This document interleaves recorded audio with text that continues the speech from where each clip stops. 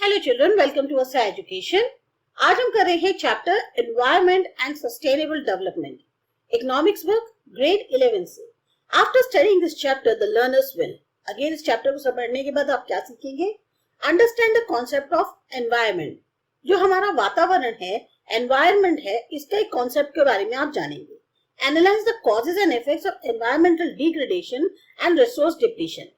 साथ ही साथ आप एनालाइज कर पाएंगे कि क्या कारण है, क्या असर है, जिस तरह से एनवायरनमेंट का जो स्तर है या वातावरण का जो स्तर है वो गिरता जा रहा है।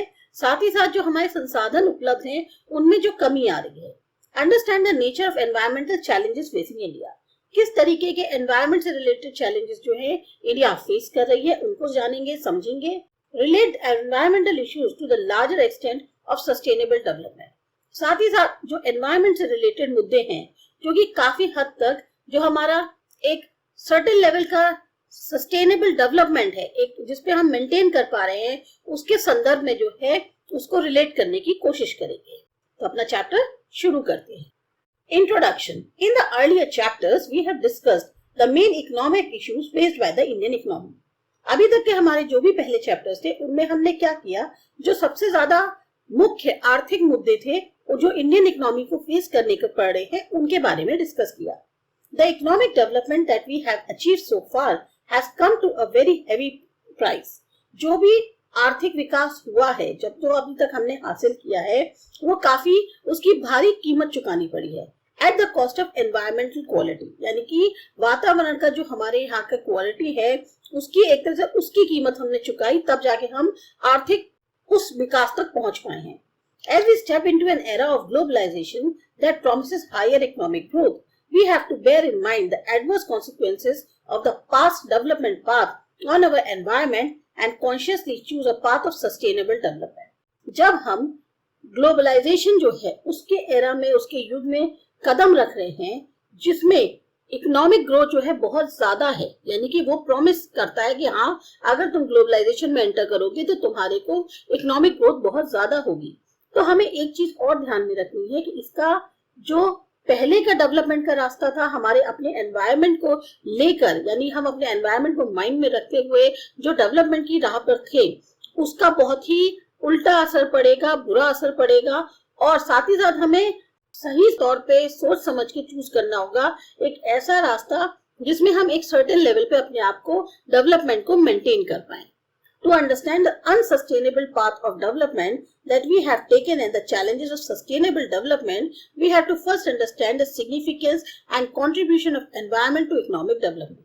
अब ये जो unsustainable path है डेवलपमेंट का जो हमने चुन लिया है और जो challenges हमें फेस करने पड़ रहे हैं सस्टेनेबल डेवलपमेंट के, इनको समझने से पहले हमें ये समझना पड़ेगा कि जो एनवायरनमेंट है उसका क्या इंपॉर्टेंस है, क्या योगदान है इकोनॉमिक डेवलपमेंट के लिए। With this in mind the chapter is divided into 3 sections. इस चीज को ध्यान में रखते हुए सेक्शन, ये जो चैप्टर है इसको 3 सेक्शंस में डिवाइड किया गया है। The first part deals with the function and role of environment. पहला पार्ट जो है वो डील कर रहा है कि एनवायरनमेंट के क्या काम होते हैं, क्या उसका रोल होता है। What the second function discusses the state of India's environment. दूसरा जो सेक्शन है उसमें हम ये बताएंगे कि इंडिया की एनवायरमेंटल स्थिति कैसी है। And the third section deals with the steps and strategies to achieve sustainable development. और तीसरा जो हमारा सेक्शन है उसमें हम उन स्टेप्स को, उन स्ट्रेटजीज के बारे में जानेंगे जिससे हम एक सर्टेन लेवल की जो डेवलपमेंट है उसको मेंटेन कर पाए। Environment definition and functions. Environment is defined as the total planetary inheritance and the total of all resources. Environment क्या है हमारा? Environment को हम कहते हैं जो भी हमें इस धरती पर विरासत में चीजें मिली हैं वो, और जितने भी संसाधन उपलब्ध हैं वो सब मिला के हमारा एनवायरनमेंट बनता है। It includes all the biotic and abiotic factors that influences each other. इसमें सब कुछ शामिल है, बायोटिक फैक्टर्स भी, एबायोटिक फैक्टर्स भी, और ये सब एक दूसरे को प्रभावित करते हैं। With all the living animal elements, the birds, animals and plants, forest, fisheries are biotic elements. जितने जहाँ एक तरफ लिविंग एलिमेंट्स हैं उसमें बर्ड्स हो गई, एनिमल्स हैं, प्लांट्स हैं, फॉरेस्ट हो गए, फिशरीज हो गई, ये सब बायोटिक एलिमेंट्स हैं वही एबायोटिक एलिमेंट्स में आते हैं includes air, water, land etcetera. ये सब जो है एबायोटिक एलिमेंट्स में आते हैं। Rocks and sunlight are all example of abiotic elements of the environment. वहीं पर रॉक्स और सनलाइट जो है, सूरज की जो रोशनी पड़ती है हमारे उस पे, धरती पे, या जो रॉक्स हैं, ये सब एग्जांपल्स हैं एबायोटिक एलिमेंट्स के एनवायरनमेंट के अंदर। A study of the environment then calls for a study of interrelationship between these biotic and abiotic components of the environment. तो अगर हम environment की study करते हैं तो उसमें किस चीज की study हो रही है? Basically एक इंटर रिलेशनशिप जो बायोटिक और एबायोटिक एलिमेंट्स हैं या कंपोनेंट्स हैं इस एनवायरनमेंट के, उनके बीच का क्या आपस का ताना बना है, उसकी स्टडी जो है एनवायरनमेंट की स्टडी में आती है। अब है functions of environment. The environmental performs 4 vital functions. हमारा एनवायरनमेंट जो है वो 4 फंक्शंस को, मुख्य जो फंक्शंस हैं वो परफॉर्म करता है। It supplies resources. सबसे पहले ये हमें संसाधन उपलब्ध कराता है। Resources include both renewable and non renewable resources. अब इन रिसोर्सेज में कौन कौन से रिसोर्सेज शामिल हैं? जो रिन्यू हो सकते हैं, दोबारा हमें मिल सकते हैं, और नॉन रिन्यू यानी एक बार खत्म हो गए तो फिर दोबारा नहीं मिलेंगे। Renewable resources are those which can be used without the possibility of the resource becoming depleted or exhausted. अभी जैसे बताया renewable resources क्या हुए कि हाँ वो resources हैं जिनका हम इस्तेमाल कर सकते हैं और हमें इस चीज की टेंशन नहीं है कि ये वाला रिसोर्स खत्म हो जाएगा या पूरी तरह से इसकी स्तर जो है वो कम हो जाएगा, गिर जाएगा। That is, a continuous supply of the resource remains available. लगातार आपको जो है इस रिसोर्स की सप्लाई मिलती रहेगी, वो आती है renewable resources में। Example of renewable resources are the trees in the forest and the fishes in the ocean. अब renewable resources कौन से हैं कि जंगल में पेड़ जो है वो कभी खत्म नहीं होते और जो ओशियन में फिश हैं वो कभी खत्म नहीं होती। Non renewable resources on the other hand are those which get exhausted with extraction and use. वहीं पर non renewable resources क्या है? वो है जो खपत हो जाती है, जिनकी खत्म हो जाते हैं अगर उनको लगातार निकाला जाए या इस्तेमाल किया जाए। जैसे फॉर एग्जाम्पल फोसिल फ्यूल। अब फोसिल फ्यूल क्या है? It assimilates waste. इसमें क्या आता है? कूड़ा शामिल है। It sustains life by providing genetic and biodiversity. अब इसकी जो हम लाइफ है वो कैसे बरकरार रहती है? जब ये जो है हमारी जिंदगी को कैसे सस्टेन कराता है? हमें जेनेटिक और बायोडाइवर्सिटी देता है। साथ ही साथ it also provides aesthetic services like scenery. साथ ही साथ ये हमारे को एक चीज और प्रोवाइड कराता है जिसको हम कहते हैं ब्यूटी, सीनरी जो होती है। ये चीज जो है हमें फॉसिल फ्यूल जो है वो प्रोवाइड कराता है। प्राकृतिक तौर पे जो सुंदरता है वो हमें मिलती है। The environment is able to perform these functions without any interruption as long as the demand of these functions is within its carrying capacity.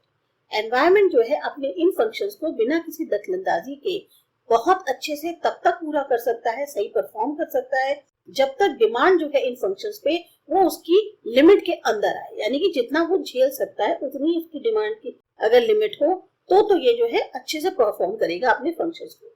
This implies that the resource extraction is not above the rate of regeneration of the resource. मतलब क्या हुआ कि जो resource का extraction हो रहा है वो इतना ज्यादा नहीं हो कि जो रिसोर्स का रीजनरेशन का रेट है उससे ज्यादा जो है एक्सट्रैक्शन का रेट हो जाए। And the waste generated are within the assimilating capacity of the environment. और जो वेस्ट जनरेट हो रहा है वो एटलीस्ट इतना हो कि एनवायरनमेंट जो है उसका समावेश कर पाए कि भाई इतना है कि वो उसको एक्यूमुलेट करके सही कर सकता है या उससे दोबारा चीजें बन सकती हैं। अभी क्या है, वेस्ट भी तुम बहुत ज्यादा कर दो कि एनवायरनमेंट भी नहीं साफ कर पा रहा उससे, क्या कहते हैं एक्सट्रैक्शन इतना ज्यादा रिसोर्सेज का कर रहे हो कि उनको दोबारा बनने में बहुत ज्यादा टाइम लग जाएगा। When this is not so, the environment fails to perform its third and vital function of the life sustenance and this results in an environmental crisis. अगर ऐसा नहीं हो पाता है तो क्या होता है कि एनवायरनमेंट अपना जो तीसरा फंक्शन है, जो सबसे इंपॉर्टेंट फंक्शन है लाइफ सस्टेनेंस का, वो ढंग से परफॉर्म नहीं कर पाता और नतीजा होता है एनवायरमेंटल क्राइसिस का। This is a situation today all over the world और ये आज की दुनिया की सबसे बड़ी सिचुएशन है। The rising population of the developing countries and the affluent consumption and production standards of the developed world have placed a huge stress on the environment in terms of its first two functions. जिस तरह से developing countries की population बढ़ती जा रही है और जिस तरीके से जो कंजम्पशन है या प्रोडक्शन है, जो डेवलप्ड वर्ल्ड है, इनके जो स्टैंडर्ड्स हैं उनके अकॉर्डिंग जो कंजम्पशन हो रहा है, जो प्रोडक्शन हो रहा है, उससे क्या है बहुत ज्यादा दबाव पड़ रहा है एनवायरमेंट के ऊपर जो पहले दो फंक्शंस है उनके टर्म्स में। Many resources have become extinct and the waste generated are beyond the absorptive capacity of the environment. बहुत सारे रिसोर्सेज ऐसे हैं जो एक तरह से अब खत्म होते जा रहे हैं, इतना ज्यादा उनका ओवर यूज हो गया कि वो दोबारा अब रीजनरेट नहीं हो पा रहे और जिसकी वजह से वो खत्म हो रहे हैं। और वहीं पर जो वेस्ट है वो अब इतना ज्यादा जनरेट हो रहा है कि एनवायरनमेंट भी जो है उसकी एब्जॉर्प्टिव कैपेसिटी होती है, उसकी जो एक एब्जॉर्ब करने की क्षमता होती है वो तक उसकी लिमिट से बाहर जो है निकल रही है, इतना ज्यादा वेस्ट जो है जनरेट हो रहा है। Absorptive capacity means the ability of the environment to absorb degradation. Absorptive capacity का मतलब हुआ एनवायरनमेंट की क्षमता कितनी है कि वो इस जो गिरावट है इसको एब्जॉर्ब कर पाए। The result, we are today at the threshold of environmental crisis. नतीजा ये है कि आज हम environmental crisis के द्वार पर आकर खड़े हैं। The past development has polluted and dried up rivers and other aquifers, making water an economic good. आज हमें पीने का पानी भी आसानी से उपलब्ध नहीं है, एक ऐसी कमोडिटी बन गया है। वजह क्या है कि पहले जो विकास हुआ उसकी वजह से जो नदियां थी या जो और वाटर सोर्सेज थे वो ज्यादातर या तो प्रदूषित हो चुके हैं या सूख चुके हैं। Besides, the intensive and extensive extraction of both renewable and non-renewable resources has exhausted some of these vital resources, and we are compelled to spend huge amounts on technology and research to explore new resources. इसके अलावा अंदरूनी तौर पे कहो, बाहरी तौर पे कहो, जो एक्सट्रैक्शन किया जा रहा है रिन्यूएबल और नॉन रिन्यूएबल रिसोर्सेज का, उससे क्या हुआ है कि कुछ जो मुख्य रिसोर्सेज थे वो एक तरह से उनकी खपत बहुत ज्यादा हो चुकी है और मजबूरी में हमें बहुत अमाउंट स्पेंड करना पड़ रहा है टेक्नोलॉजी पे, रिसर्च पे, ताकि हम नए संसाधन ढूंढ सकें। Added to these are the health cost of degraded environmental quality. Decline in air and water quality have resulted in increased incidence of respiratory and waterborne diseases. इन सब का असर हमारी हेल्थ पे भी पड़ रहा है क्योंकि जो एनवायरनमेंट की क्वालिटी है वो भी दिन पर दिन गिरती जा रही है। नतीजा क्या हो रहा है, एयर अच्छी नहीं मिल रही हमें, पानी की क्वालिटी अच्छी नहीं है, 70% इंडिया में जो वाटर है वो प्रदूषित है। उसकी वजह से क्या हो रहा है कि सांस से रिलेटेड या पानी में जो पैदा होने वाली बीमारियां हैं उनके इंसिडेंसेस बढ़ते जा रहे हैं। Health expenditure on health is also rising. अब हमें इसी वजह से हेल्थ पे भी खर्चा बढ़ाना पड़ रहा है अपना। To make matter worse, global environmental issues such as global warming and ozone depletion also contribute to increased financial commitments for the government. इन सब के ऊपर और जो बुरी चीज है वो है ग्लोबल एनवायरनमेंट इश्यूज, यानी कि जो ग्लोबल वार्मिंग हो रही है, ओजोन लेयर जो है उसमें कमी आ रही है, ये इन सब का भी एक तरह से इतना ज्यादा कंट्रीब्यूशन हो रहा है जिसकी वजह से गवर्नमेंट को अपने जो फाइनेंशियल कमिटमेंट्स हैं उन्हें भी और बढ़ाना पड़ रहा है। Global warming. Global warming is a gradual increase in the average temperature of Earth's lower atmosphere as a result of the increase in greenhouse gases since the Industrial Revolution. Global warming क्या है? धीरे धीरे जो average तापमान है अर्थ के lower atmosphere का उसका बढ़ना, जिसकी वजह से जो ग्रीन हाउस गैसेस हैं उनमें भी बढ़ोतरी हो रही है जब से इंडस्ट्रियल रिवॉल्यूशन आया है। Much of the recent observed and projected global warming is human induced. अभी के जो एक तरह से ऑब्जर्वेशन रही है या जो भी ग्लोबल वार्मिंग के कारण रहे हैं वो ज्यादातर ह्यूमंस की वजह से ही। It is caused by man made increase in carbon dioxide and other greenhouse gases through the burning of fossil fuels and deforestation. ये जो है इंसान की वजह से ही बढ़ी है क्योंकि इंसान जो है ऐसी चीजें प्रोड्यूस कर रहा है जिसकी वजह से कार्बन डाइऑक्साइड बढ़ रही है और जो ग्रीन हाउस गैसेस हैं वो इनका इस्तेमाल ज्यादा हो रहा है क्योंकि फॉसिल फ्यूल्स हैं या जो डिफॉरेस्टेशन है ये सब जो है बढ़ता जा रहा है, जंगल खाली करे जा रहे हैं, फॉसिल फ्यूल्स जलाए जा रहे हैं जिससे ग्रीन हाउस गैसेस जो है उनका एमिशन ज्यादा हो रहा है, कार्बन डाइऑक्साइड ज्यादा बन रही है। Adding carbon dioxide, methane and such other gases that have the potential to absorb heat to the atmosphere with no other changes will make our planet's surface warmer. Carbon dioxide के अलावा methane और भी बहुत सारी gases हैं जो जिनमें क्षमता होती है इस हीट को एब्जॉर्ब करने की। वो जो गैसेस हैं एटमॉस्फेयर में उनमें और कोई चेंजेस तो नहीं हो रहे बल्कि हमारा जो प्लैनेट सरफेस है उसे और गर्म कर रही हैं। The atmospheric concentration of carbon dioxide and methane have increased by 31% and 149% respectively above pre-industrial levels since 1750. जो एटमॉस्फेरिक कंसंट्रेशन है कार्बन डाइऑक्साइड की और मीथेन की वो जो है बढ़कर 31% और 149% हो गई है, जो 1750 में जब इंडस्ट्रियल लेवल नहीं था, एरा नहीं था, उस टाइम पे जो थी उससे जो है अब 31 और 149% बढ़ चुकी है। During the past century, the atmospheric temperature has risen by 1.1 degree Fahrenheit, that is 0.6 degree centigrade, and the sea level has risen several inches. पिछली सदी से अगर हम देखें तो जो हमारा एटमॉस्फेरिक टेम्परेचर है वो भी 1.1 डिग्री फ़ारेनहाइट बढ़ा है और जो सी लेवल है वो भी कई इंचेस ऊपर आ गया है. Some of the longer term results of global warming are melting of polar ice with a resulting rise in the sea level and coastal flooding, disruption of drinking water supplies dependent on snow melts. और जो long term results है global warming के, जैसे क्या है, जो polar ice है, हमारे जो पोल्स पे जो आइस है अब वो मेल्ट होने लग गई है, जिसकी वजह से क्या हो रहा है, सी लेवल बढ़ रहा है. जो कोस्टल इलाके हैं वहां पर बाढ़ आ जाती है. पानी की जो सप्लाईज हैं, पीने के पानी की जो सप्लाईज हैं, जो पूरी तरह से डिपेंडेंट है इस बर्फ के पिघलने पे, उनमें प्रॉब्लम आ रही है. Extinction of species, ecological niches disappear. अब जो प्रजातियां हैं वो लुप्त हो रही हैं क्योंकि जहां पे उनका एक इकोलॉजिकल हैबिटेट्स हैं वो सब गायब हो रहे हैं. मोर फ्रीक्वेंट ट्रॉपिक स्टॉर्म्स, अब जो स्टॉर्म्स आ रहे हैं, तूफान आ रहे हैं, and increase incidence of tropical disease. साथ ही साथ जो ट्रॉपिकल डिजीज हैं, बीमारियां हैं, वो भी बढ़ती जा रही हैं. Among factors that may be contributing to global warming are the burning of coal and petroleum products, deforestation, which increases the amount of carbon dioxide in the atmosphere, methane gas released in animal waste, and increased cattle production, which contributes to deforestation, methane production, and use of fossil fuels. और जो factors जो अपना पूरी तरह से योगदान दे रहे हैं ग्लोबल वार्मिंग में, वो क्या है, कोल और पेट्रोलियम प्रोडक्ट्स का जलाना, जो कि मुख्य सोर्स है एक तरह से कार्बन डाइऑक्साइड के, मीथेन के, नाइट्रस ऑक्साइड और ओजोन के. जंगलों का साफ करना, जिससे कि जो कार्बन डाइऑक्साइड है एटमॉस्फेयर में उसके अमाउंट में बढ़ोतरी हो रही है. मीथेन गैस जो है वो रिलीज हो रही है एनिमल वेस्ट में. और जो कैटल प्रोडक्शन बढ़ रहा है जिसकी वजह से डिफॉरेस्टेशन हो रहा है, मीथेन प्रोडक्शन हो रहा है या फोसिल फ्यूल्स का इस्तेमाल हो रहा है. A UN conference on climatic change held in Kyoto, Japan in 1997 resulted in an international agreement to fight global warming, which called for the reduction in emission of greenhouse gases by industrialized nations. जो UN conference हुई climate change पर Kyoto Japan में 1997 में, उसमें एक international treaty जो है या इंटरनेशनल एग्रीमेंट हुआ कि सब लोग जो है ग्लोबल वार्मिंग के खिलाफ लड़ेंगे. जिसका मतलब क्या है कि जो ग्रीन हाउस गैसेस का एमिशन हो रहा है उसको कम किया जाएगा, खासतौर से उन नेशंस के द्वारा जो बहुत ज्यादा इंडस्ट्रियलाइज हो चुके हैं. Thus it is clear that the opportunity cost of negative environmental impacts are high. तो इससे ये साफ हो जाता है कि अपॉर्चुनिटी कॉस्ट यानी कि हम और जो ऑल्टरनेटिव्स हैं उनको खो दें जब हम किसी एक ऑल्टरनेटिव को चुन लें. तो ये जो नेगेटिव इम्पैक्ट है, एनवायरमेंटल इम्पैक्ट है, ये बहुत ज्यादा हो गया है. The biggest question that arises is, are environmental problems new to this century?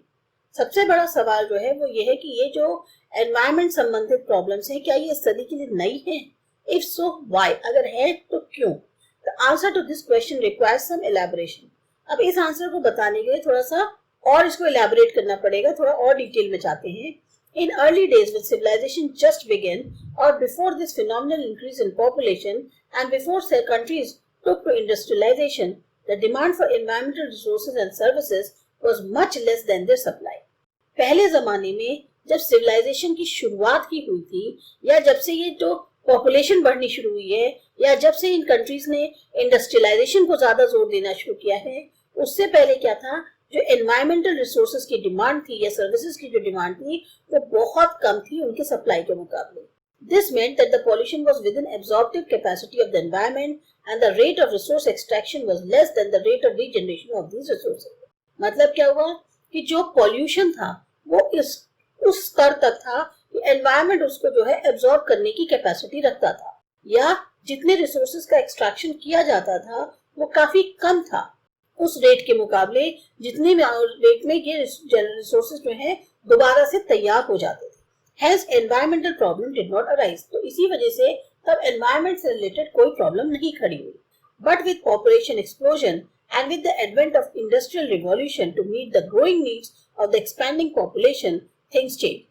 लेकिन जैसे ही ये देखते रहना चाहिए जनसंख्या विस्फोट हुआ और इंडस्ट्रीज आनी शुरू हो गई, इनका जो एक तरह से क्रांति आई, उससे जो डिमांड्स थी, जैसे जैसे पॉपुलेशन बढ़ती जा रही है आपकी जरूरतें बढ़ती जाएंगी, तो उन जरूरतों को पूरा करने के लिए ये जो इंडस्ट्रियल रिवॉल्यूशन आया उससे सारी चीजें बदल गई. The result was that the demand for resources for both production and consumption went beyond the rate of regeneration of the resources.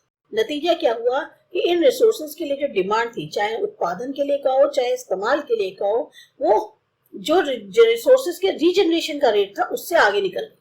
The pressure on the absorptive capacity of the environment increases tremendously. This trend continues even today. और जो दबाव पड़ा environment के ऊपर, उसकी जो absorb करने की क्षमता है उस पर जो दबाव पड़ा वो भी बहुत ज्यादा बढ़ गया और ये आज भी चल रहा है। Thus, what has happened is a reversal of supply-demand relationship for environmental quality. तो जो भी कुछ हुआ है वो एक तरह से उल्टा हो गया। सप्लाई डिमांड रिलेशनशिप जो एनवायरमेंटल क्वालिटी थी पहले, उसका बिल्कुल विपरीत हो गया है। We are now faced with increased demand for environmental resources and services, but the supply is limited due to overuse and misuse. आज हम जो हैं डिमांड ज्यादा है एनवायरमेंटल रिसोर्सेज की, सर्विसेज की बहुत ज्यादा जरूरत है, लेकिन उनकी सप्लाई तो सीमित है क्योंकि हमने बहुत ज्यादा उसको इस्तेमाल कर लिया है या फिर उसका गलत तरीके से इस्तेमाल किया है। Hence, the environmental issues of waste generation and pollution have become critical today. तो इसी वजह से जो एनवायरमेंट से रिलेटेड मुद्दे हैं, चाहे वेस्ट जनरेशन का हो या पोल्यूशन का हो, ये सब बहुत ही ज्यादा एक तरह से आलोचनात्मक मुद्दे बन गए हैं या बहुत ही इंपॉर्टेंट जो कहना चाहिए क्रूशियल मुद्दे हैं, ये बन गए हैं। Ozone depletion. Ozone depletion refers to the phenomenon of reduction in amount of ozone in the stratosphere. Ozone depletion का मतलब क्या हुआ?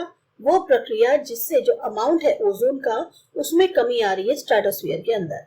The problem of ozone depletion is caused by high levels of chlorine and bromine compounds in the stratosphere.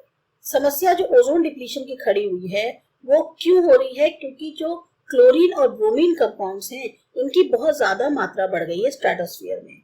The origin of these compounds are chlorofluorocarbons used as cooling substance in air conditioners and refrigerators or as an aerosol propellants and bromofluorocarbons used in fire extinguisher.